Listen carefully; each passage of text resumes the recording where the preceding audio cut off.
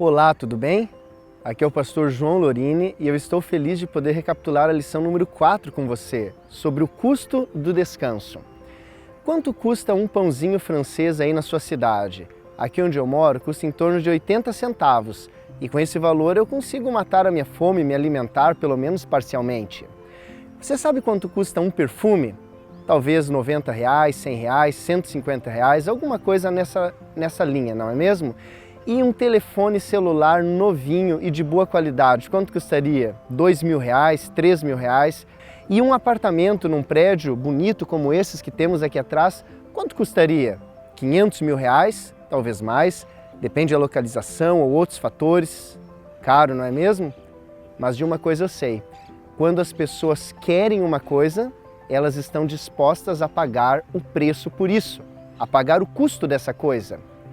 E eu lhe faço uma pergunta, e quanto ao descanso, quanto à paz do seu coração, qual seria o custo do descanso?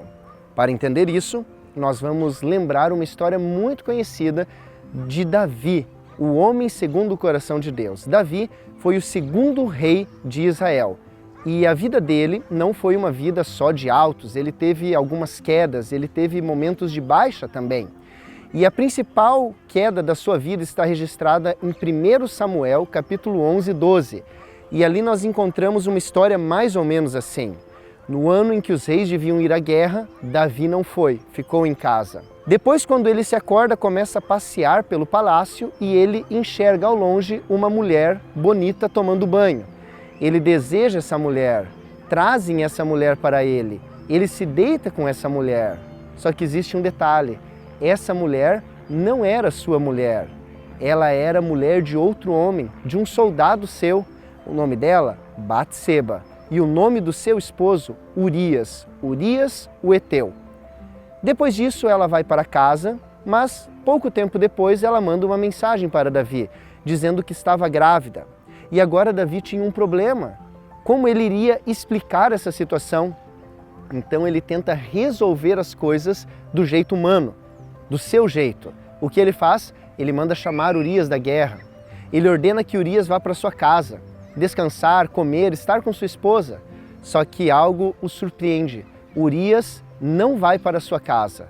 Então o rei Davi tenta embebedar ele, tenta de tudo que estava ao seu alcance para fazer com que Urias fosse para casa e seu plano desse certo. Mas Urias não vai para casa.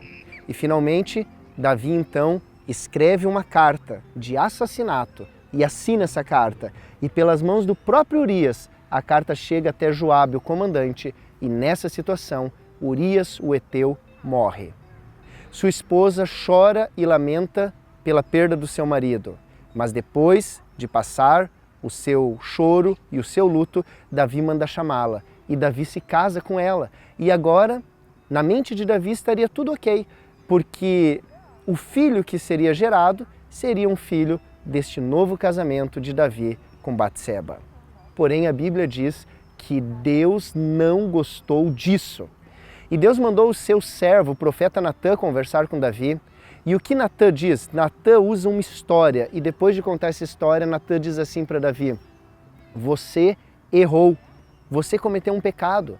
E a Bíblia diz que Davi se arrepende, confessa o seu pecado, pede perdão, muda de vida e Deus perdoa a Davi.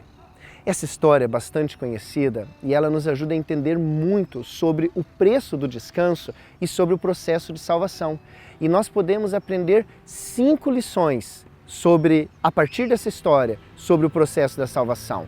Primeira lição: todos nós somos pecadores. Isso mesmo, você que está me assistindo é um pecador e eu que estou falando também sou um pecador. Não há justo, nem sequer um. Não podemos achar que uma pessoa ao nosso lado tem mais ou menos pecado do que nós, porque ao final das contas todos somos pecadores. Segunda lição: só Jesus pode nos salvar.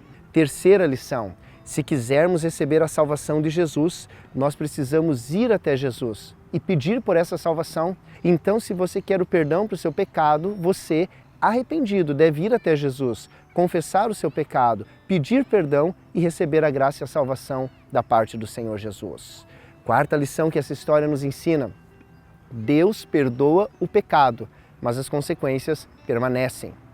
Deus perdoou o pecado de Davi, mas não o livrou das consequências. Essa é uma lei natural da vida. Aquilo que uma pessoa planta, é isso que ela vai colher. E embora Davi tenha sido perdoado por Deus, o filho que estava no ventre, fruto desse relacionamento, esse filho morreu.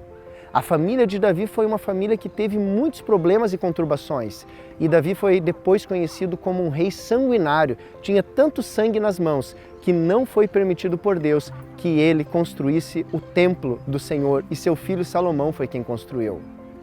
Quinta e última lição que nós aprendemos dessa história. Quando Deus faz uma obra em nós, Deus faz uma obra completa. Ele nos dá a salvação e a transformação. É mais ou menos o que aconteceu com a história de João capítulo 8, a mulher apanhada em adultério, onde Jesus disse: eu também não te condeno, vai e não peques mais. E foi isso que Davi experimentou.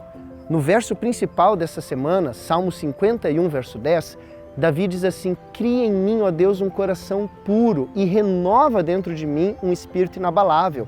É uma oração por transformação, por nova vida, por uma renovação completa. E Deus atendeu a essa oração, porque quando Deus nos perdoa, Ele não só perdoa, mas Ele nos transforma também. É mais ou menos como um autor muito conhecido escreveu em um dos seus livros. O nome desse autor é Max Lucado. E ele disse que uma vez ele estava num parque como esse que eu estou agora, com a sua filha bem pequenininha. E a sua filha estava brincando na areia. Ele se distanciou um pouquinho para comprar um sorvete para a menina. E quando voltou, ela estava comendo areia, com a boca cheia de areia. Quando ele viu a sua filha toda suja de areia, ele não amou menos a sua filha, mas ele se recusava a permitir que ela continuasse assim, porque ele tinha algo muito melhor para dar para ela, um sorvete. Essa história é a nossa história. Quando Deus vê você no pecado, na sujeira, Ele não te ama menos por essa situação. Ele é seu pai, te ama do mesmo jeito, mas Ele se recusa a deixar que você continue assim, porque Ele tem algo muito melhor para você. Ele quer que você seja como Jesus é. Ele quer que você viva para a honra e para a glória de Deus, nosso Pai. Por isso, o custo do descanso, ele é muito alto, mas a boa notícia é que ele já foi pago por Jesus na cruz do Calvário. E agora, o que você precisa fazer é apenas ir até Jesus, pedir perdão, pedir pela graça do Senhor Jesus e receber a paz para o seu coração, a salvação para a sua vida e uma transformação completa do seu ser para viver para a glória de Deus. O custo de descanso já está pago. É todo seu. Aproveite.